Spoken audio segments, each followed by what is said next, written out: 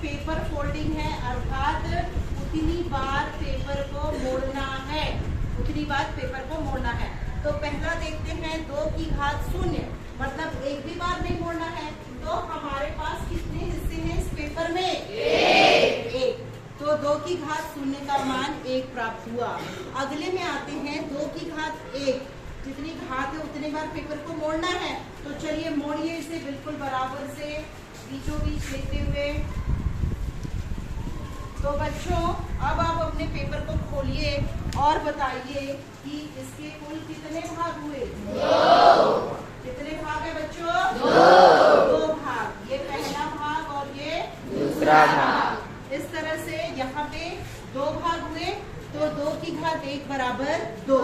हम क्रम को आगे बढ़ाते हैं। 2 की घात 2, अर्थात पेपर को कितने बार फोल्ड करना? 2 बार। चलिए एक बार ये फोल्ड किया और इसके एक बार और हम इस पेपर को फोल्ड कर देते हैं।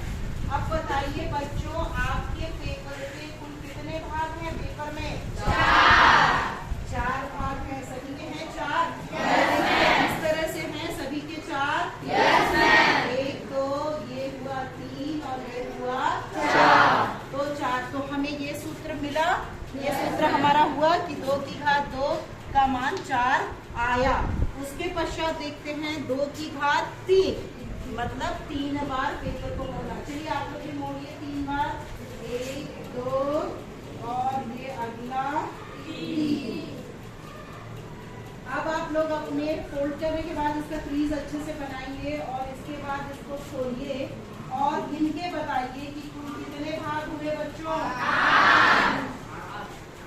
हाँ चलिए 1 2 3 4 5 6 7 8। कुल कितने भाग है बच्चे आपके पास पेपर के? और इस तरह से हमें ये सूत्र भी सही प्राप्त हुआ और इस तरह से हम अपने क्रम को आगे बढ़ा सकते हैं और चेक कर सकते हैं इस गतिविधि के माध्यम से कि घातांकों का मान किस तरह से प्राप्त होता है। चलिए बच्चों, इसी क्रम में आपके लिए एक चुनौती का प्रश्न कि हम किसी भी पेपर को, चाहे वो किसी आकृति या किसी भी साइज का है, तो उसको अगर मोड़ते जाएंगे तो अधिकतम कितनी बार मोड़ सकते हैं? कल इसका जवाब आप लोग लेके आएंगे कि किसी भी पेपर को हम अधिकतम कितने बार मोड़ सकते हैं, चाहे वो किसी भी साइज का हो। तो ये आपके लिए चुनौती का प्रश्न है, ठीक है।